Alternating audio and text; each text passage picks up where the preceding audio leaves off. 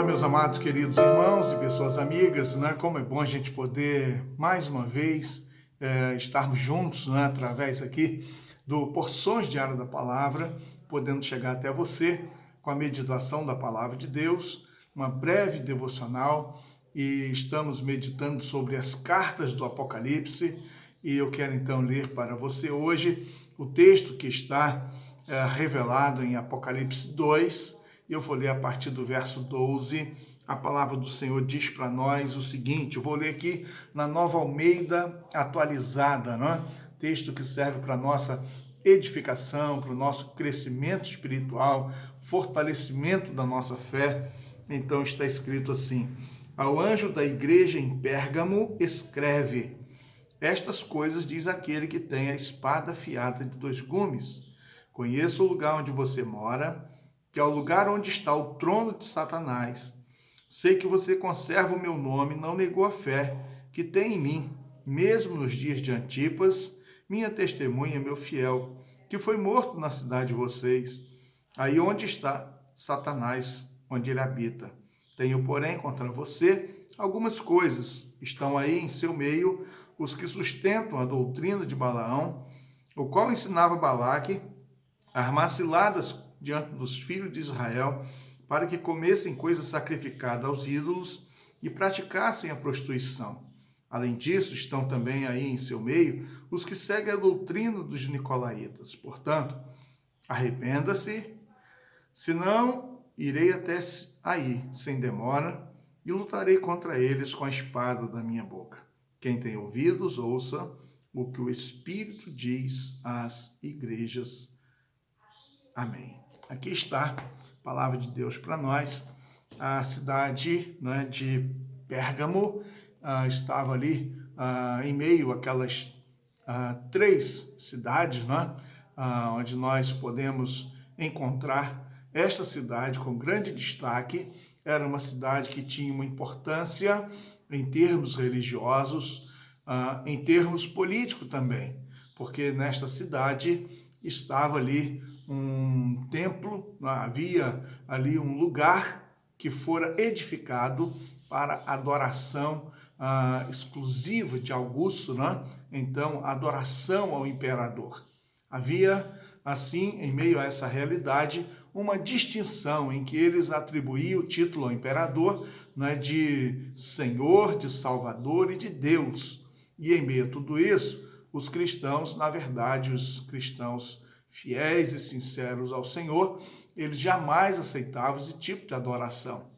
Havia um grande altar que era destinado à adoração a Zeus, e da mesma forma, assim, os cristãos, eles também, eles estavam completamente contrários a aceitarem a indução ou a obrigação de estarem se prostrando diante do altar para o imperador ou até mesmo para Zeus. E em meio a essa realidade, Pérgamo se destaca como uma cidade importante e também, não é, tendo um destaque diante do império, não é, como em termos políticos e religiosos. E no meio de tudo isso também, nós temos a igreja.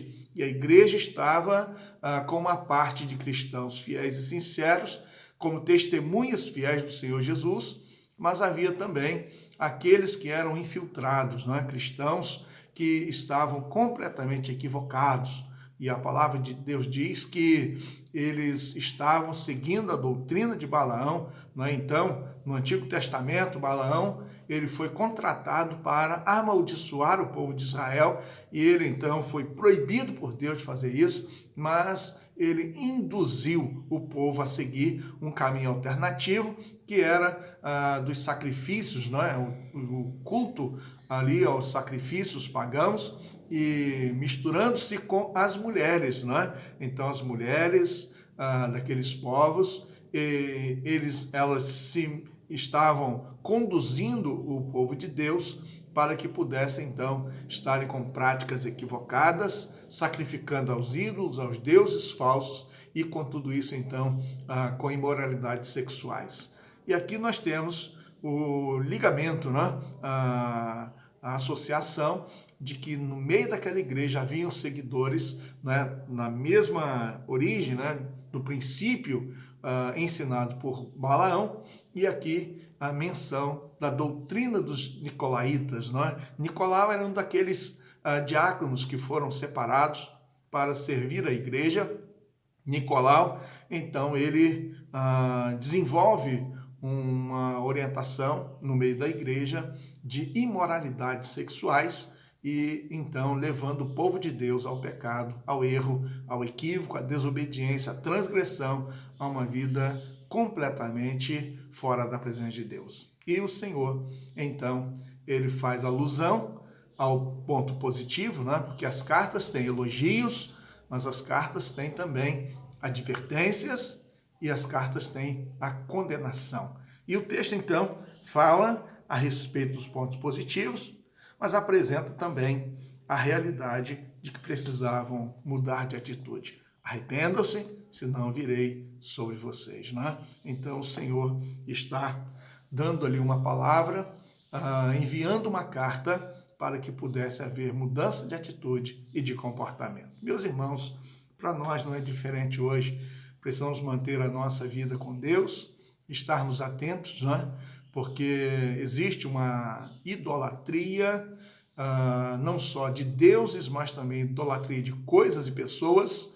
Temos que ter o cuidado a respeito disso, manter a nossa vida com Deus de forma muito séria e zelosa e não permitirmos, né, que pessoas com uma intenção duvidosa estejam ensinando a palavra de Deus de forma errada para conduzir pessoas ao erro e à desobediência a Deus. Que o Senhor nos ajude, né, num tempo assim, para fazermos diferença e sermos diferentes, porque existe aqui no final do texto ao vencedor, né, então o Senhor vai dar ali a referência à pedra branca, que era uma pedra da absolvição, e ainda fala do nome, né?